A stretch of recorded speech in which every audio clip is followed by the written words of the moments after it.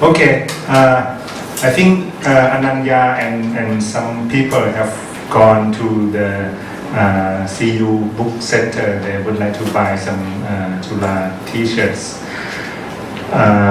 So anyway, we have to start, and I'm going to be rather brief in my talk.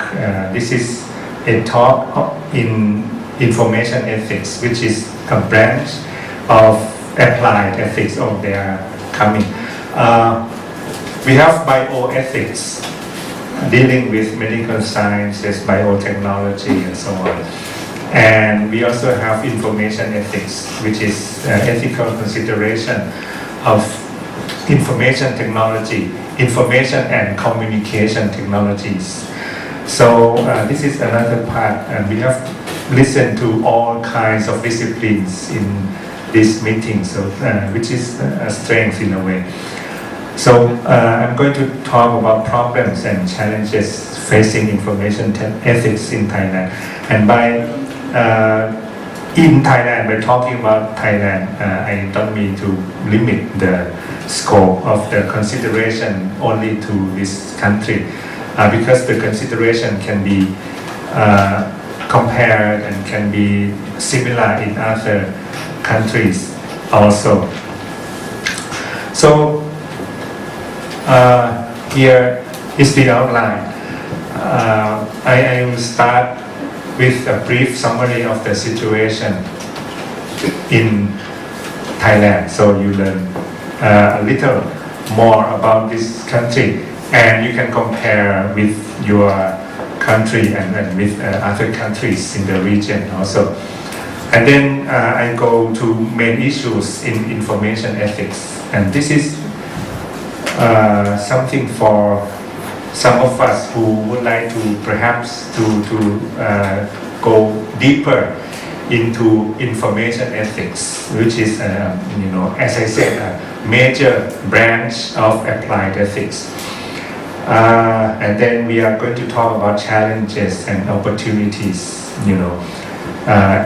Anything that deal with information and communication technologies when they are when they are considered in the context of society, so to speak. So what is happening? By the way, Gary asked me to stay put, and I'm a bit unused to that. I am used to walking around while I'm talking, so it's a bit getting used to. But anyway, what is happening in Thailand? As perhaps we all know, Thailand is undergoing a lengthy period. No one actually knows when this transformation period is going to end. It has started many years back. Somebody says it started way back in 1997, when the 1997 Constitution was proclaimed. And that Constitution kind of jump-started all kinds of changes that Thai people are seeing today. But the real problem actually started after that. It started in the year 2006, when there was the first coup d'etat. Not the first. Thailand has had so many coup d'etats. It's like dozens of coup d'etats.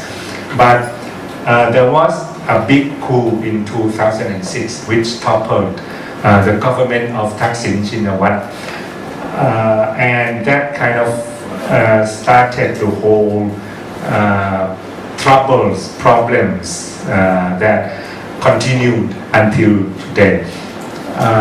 The first coup d'etat of this big transformation period started in 2006, and then 2 years ago, right?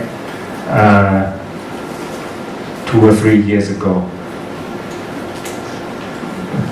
I think 2014, right? 2014.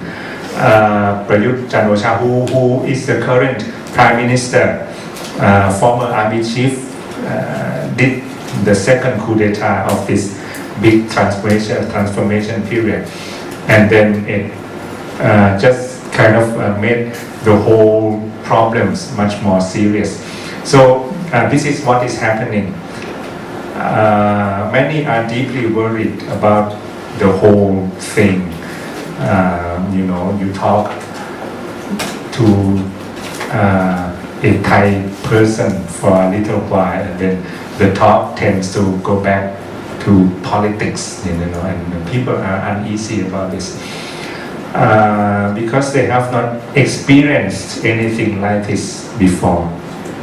So, and nobody actually knows what the future will be, even short-term future, like whether there will be an election next year, just things like that. People are not even sure of.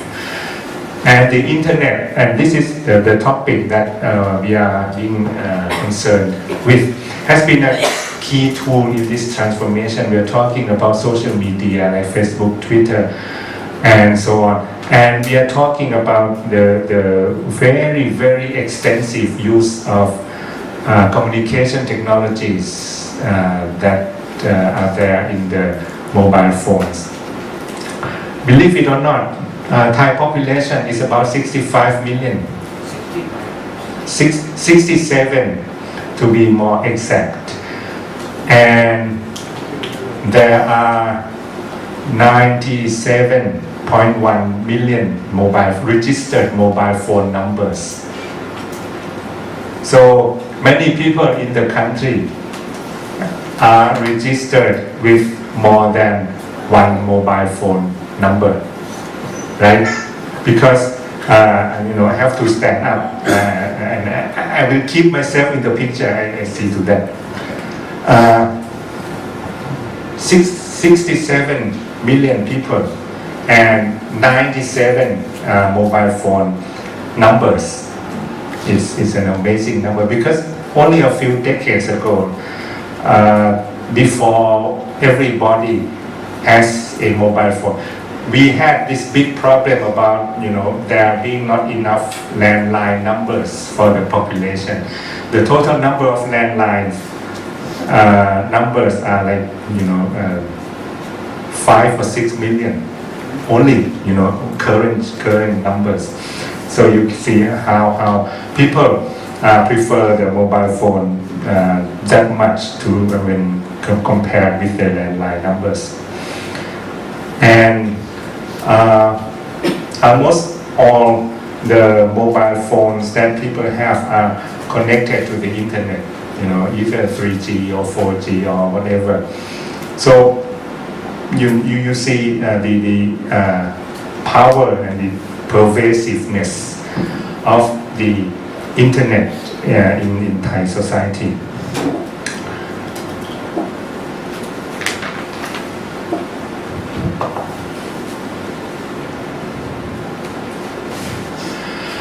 So these are main issues in information ethics.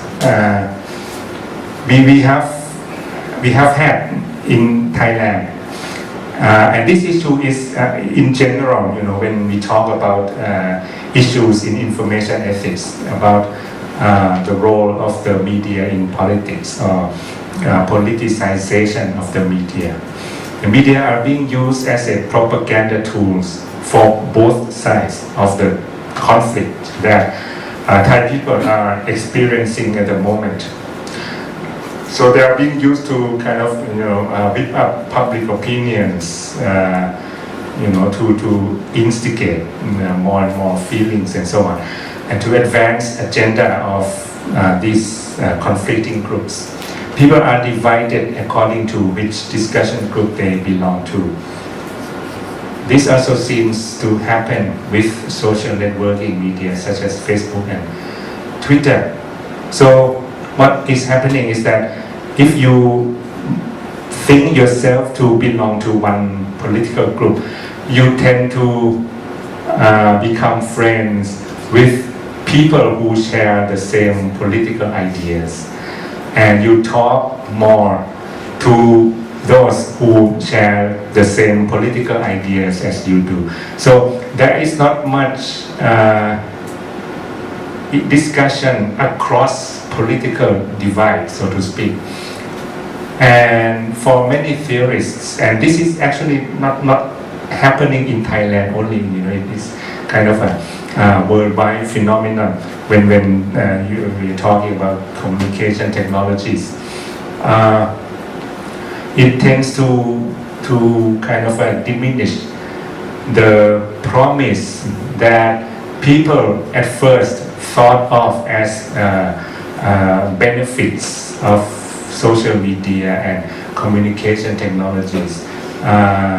People used to think that it will create a public sphere where everybody, from whatever political group, from the whole political spectrum, they come together and join one public space. Imagine a big town hall meeting and so on, where people discuss whatever they care to discuss about. However, that is not actually, does not seem to be actually happening at the moment. It does happen to a certain extent, however, but when it does happen, the tone of the discussion sooner or later becomes more like exchanging of emotional opinions, people kind of throwing flames to each other, things like that, rather than sustained rational deliberation. So this politicization has a serious impact on the idea of free flow of information. And free flow of information is one big topic in information ethics. The question is, what good is it? Why do so many people value free flow of information as being positive in an information society? Free flow, what I mean, no censorship. Anybody can say anything, can post anything. And there should not be a mechanism whereby the flow of information is blocked or stopped. This is a big issue in Thailand, and perhaps in your country also. Now, this brings us into the problem of freedom of expression. The free flow idea and freedom of expression, they go together. And as I said, it's a serious issue. And we also find this also a big problem in China, a big country. Perhaps you know already that it's not possible to get access to Facebook when you're in China, right? You know that, right? It's blocked. The whole site blocked in all of China. The only way you can get to your Facebook account when you travel to China is that you have to go to a virtual private network, kind of a back door. You have to sneak around it. You have to know a bit technical stuff in order to do that. But if you just type facebook.com, it just won't go anywhere. It's blocked. And some other websites are also blocked, some other big websites like Facebook. So freedom of expression. And when we have discussions in information ethics, this is a big topic. What good is freedom of expression, and why do people value it so much? What is the justification for freedom of expression? What kind of good does freedom of expression bring to a country, a society, community, and so on? So many websites in Thailand have been closed down. It's still being closed down. The Ministry of Information and Communication Technologies once said that they had closed more than 10,000 websites. It is difficult to verify this number because they never released the full list of sites they have actually closed. But this shows their in quote, efficiency in doing this. And the ministry themselves accept that as soon as they close down a website, a new website springs up, because it's so easy to open up a new website, to register a new domain name and so on. So it's an endless cat and mouse game. As of now, the attempt to change and close down websites, these people seem to be losing, and we have newer and newer websites. Facebook is a key player in this because Thailand has not shut down Facebook yet, and you can put any link to any website in your Facebook account, and the link belongs inside of Facebook. So the only way to close the access to the link which you put inside Facebook is that you have to do like the Chinese government is doing. You have to shut down all of Facebook, which Thai people do not accept, because Thai people are so addicted to Facebook. I tell you a story. When Prayut seized power, and a few weeks after that, they tried to shut down all of Facebook. I was in my office, and I was on Facebook as usual, and suddenly I was not able to get access to the site. My natural reaction was that Facebook, there's something wrong with the main Facebook site in the US, so I switched to Twitter. And on Twitter, everybody on Twitter keeps saying the same thing, they cannot get to Facebook, what is happening? And many people from outside of Thailand, they send their own tweets saying that, their Facebook is fine outside of Thailand. So people started to know, this is a Thailand problem, not a worldwide problem. So people started to think about the government shutting Facebook down. They complained very, very loudly to the government. The whole thing happened in like 30 minutes. And after 30 minutes, the government relented and they stopped shutting Facebook down. So, people could get their Facebook account back, and, the loud voice kind of died down. And it became national news for several days afterwards. So you see the power of social media like Facebook on everything, especially the Thai government. And cyber scouts here are kind of people who work for the Ministry of ICT. They kind of travel along cyberspace and look for websites having content that the government does not approve. For example, websites containing material content that criticize the king is always forbidden, and websites strongly criticizing the current military regime are not so allowed much either. So these scouts, they have their duty. They sit in front of the computer like all day long, and they go into websites after websites, and they keep reporting offensive websites back to the government, and they work for the government. But as I said, it's not so effective, because as of now, you can get access to any website you want in Thailand rather easily, in spite of the effort by the Ministry of ICT. So, we are talking about main issues and together with what is happening in Thailand.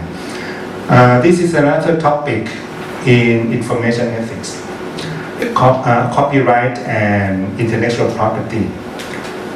I say here that Thailand is one of the countries listed by the US. As of now, they still have not lifted the blacklist of Thailand as a major intellectual property rights violator. But things are improving, perhaps, hopefully. Many have turned to open source software not so many, relatively more people, have turned to open source software as a countermeasure against enforcement of copyright law in software.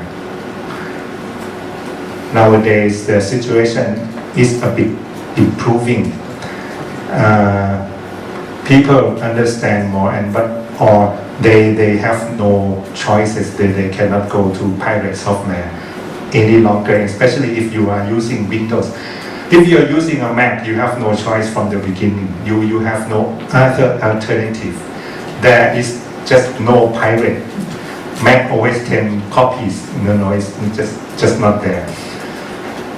If you are using Windows, you used to have a choice.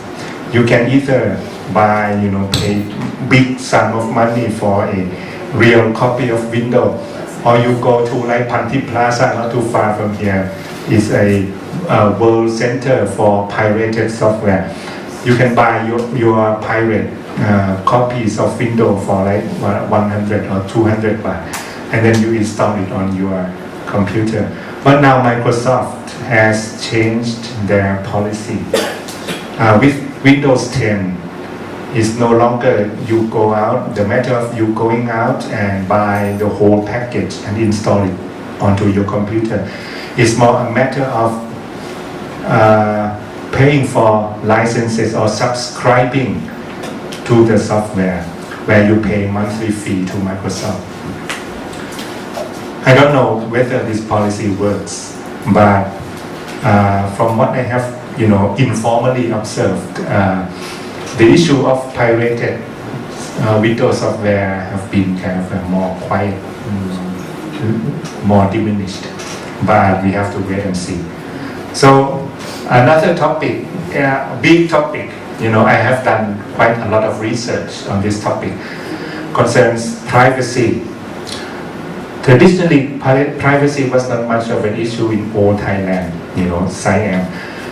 But with modernity, people have become more aware of their privacy rights, the things that you want to keep private. Nobody should be allowed to get access to your information, your own private information, without your permission, of course. A new law on protection of personal data is being drafted, and after I wrote this, which is in fact some years ago, the law has been passed very unceremoniously, very quietly, and not many people talk about it much. Still, the authorities tend to snoop into people's online life, and that is a big problem in Thailand. They are trying every which way to see what people are talking about, posting on their Facebook account. If you are not a friend of someone, it's difficult, very difficult to know what that person is posting on their Facebook account. You have to become their friend first. But if you are not a friend, for example, if you are government agent, you have to resort to this backdoor software that kind of sneaks around Facebook, what the hackers are doing. And Thai government, especially this current military regime, has been trying more than I don't know how many times to find this software, to find these technical means so that they can get access to the Facebook account. Because Thai people use Facebook so much, they want to try they want to get access to the Facebook account of Thai people, so that they know how many offensive to them content is being shared around. Big problem in ethics. And there's the issue of the digital divide. There's been this has been used to be a big issue, but now since we have 97 mobile phone numbers for 67 million people, the digital divide has kind of this issue has become like, it changed its nature, so to speak. So we can pass this. Another area inside information ethics is called global information ethics, where these issues that we have discussed is considered in the context of the whole world. So when we talk about the digital divide, it's not only the divide between the urban people and the rural people inside one country, but it's the divide between the big, powerful first world countries and the smaller, poorer third world countries who may not be able to enjoy the full benefits of information technology as the former. So in general, many in Thailand agree on the need for global information ethics. Many issues listed above are the same in other regions too. However, as Thailand and other cultures in Asia do not share the same ethical tradition, and this is a big issue in ethics also when we discuss the role of culture in ethical considerations. So in Thailand we talk a lot about Buddhism and this and that because 95% of the people are Buddhists. So when topics in ethics come up, for example euthanasia, the natural reaction of most people would be what Buddhism says about euthanasia. In these topics in information ethics is the same. What does Buddhism say about privacy and so on? And we can compare these cultural aspects of information ethics across cultures, across religions and so on. So you see in the third paragraph here, Buddhist viewpoints on issues in information ethics. Oops. Now we come to some major challenges in information ethics.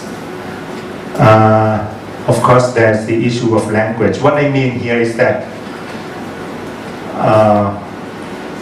when the internet first came to Thailand, right? I remember that I was here when the first connection took place between this university and the whole of the internet. A modem line. You remember the modem? You use them and it make some noisy, some strange sounds. The first modem connection was made between Chulalongkorn University and I think Australian National University, and they call and ANU received the call, and by that internet connection was made. That was way back in 1990, long time ago, before my son was born, or 91, around that, 90 or 91. And then it kind of, spread very, very fast. Now everybody has a internet connection. What I mean is that when Thai people first got connected to the internet, most of the websites were in English. So there's a big language problem. And when they communicate, it's not much possible or not much convenient to type Thai alphabet, Thai letters onto the computer screen. People had to develop their own technical means so that they can type Thai letters onto the screen. Was a big challenge for a while, but now everything is very smooth. You go to Facebook and other websites. If you know Thai, you type in Thai language, no problem. The whole technical problem has been solved. So I think the language challenge has been met quite satisfactorily. However, the political situation, as we all know, is still a big problem. Shortage of research is still a challenge. We still need more research, certainly. And there are still, even now in Thailand, a limited number of people who are active in this field. Because if you are in philosophy, I'm talking about the situation in a university. Like myself, if you are in a philosophy, you tend to do your own traditional area of research, like metaphysics, epistemology, very abstract areas. You do not talk much about, privacy or digital divide. My colleagues in the department tend to think of these topics as not actually belonging to philosophy. I think they are right in a way, but we need some philosophical analysis. However, the engineers, the engineering faculty is not too far from here. They always think about this topic in terms of engineering problems, like how to set up cell size, how to get the wave to carry from one size to another. And they don't know much, or they don't care to know much about digital divide or privacy or copyright or censorship and so on. My colleagues in communication studies, they are more like social scientists. So they look at the problem and they try to understand the problem in more descriptive manner. And they are not so interested in ethical considerations, whether this is good or bad. So this comes to a challenge, is still a challenge, especially here. And this is why a program such as Darius at AUSN is a major contribution, because we would like to combine insights, findings from different academic disciplines together. So, still a challenge. And this is still a challenge, not only in information ethics, in all areas of applied ethics. Because ethics is still being viewed as restrictions on freedom for scientists or for engineers or for whatever who want to do anything, right? Right now, the hot issue in bioethics is gene editing. People want to be able to edit the gene of embryo so that they can, treat genetic diseases and do whatever they would like to do with introduction of the genes into some specific places in the DNA structure of an embryo. And what is crucial about this is that once the editing is done, the embryo, if the embryo is allowed to grow up as into a baby, right? The baby, when the baby grows up into an adult, they will pass on this edited feature that they got when they were an embryo to their offspring. So it's a big topics in bioethics right now. The same for the scientists want to have the freedom, but then people in other fields, especially philosophers, tend to think otherwise. The way out is for everybody to get together in the same room and the same table and talk these things out, as we are doing as of now. So we have challenges. We also have opportunities, and this is the last slide. I'm mentioning the UNESCO. Regional office of the UNESCO, where Daryl used to work, could be a source of opportunities. They are not much now, but their role as international agency could be a source for opportunity. And Thailand's being in a period of huge transformation, as I said earlier, could be regarded as an opportunity also, because new things can happen, because we are talking about big transformation, right? So we can redirect the course that the whole country is heading. And there's also increased awareness of the political rights of the people and eagerness to participate in online discussion. And this is a big issue in Thailand, because Thai people are so kind of aware of their rights and they are so eager, enthusiastic to participate in online political discussion. And of course there's a growing infrastructure, everybody has a mobile phone, and so whether that's good or bad, we can talk about that. So that's all from me. Thanks for your attention. Thank you very much, Soraj. Questions? Julie has a question always. Sure, stand up, please. I still have to keep myself In the video, you can send the video to the side of the screen. Thank you, Professor. Thank you for the opportunity and thank you for enlightening us about the information technology, information ethical in Thailand. I'd like to know whether Thai government or your country has any act on how the internet are used. As long as I know, Thailand is one of the leading tourism destination, especially in Asian, and also there are tourism coming from around the world. So the act is, I think, the act of information usage is very important in your country. Thank you very much. Yeah, and I think that you are asking about law, right? We have the Computer Crime Act. I don't know if this is the correct name of the law, but the law specifies what you can do and what you are not allowed to do with the computer and with communication technologies. For example, you cannot spread false rumors. The law says you cannot spread false information, which lead to kind of insulting of other people. And so these standard issues in other countries have the same law also.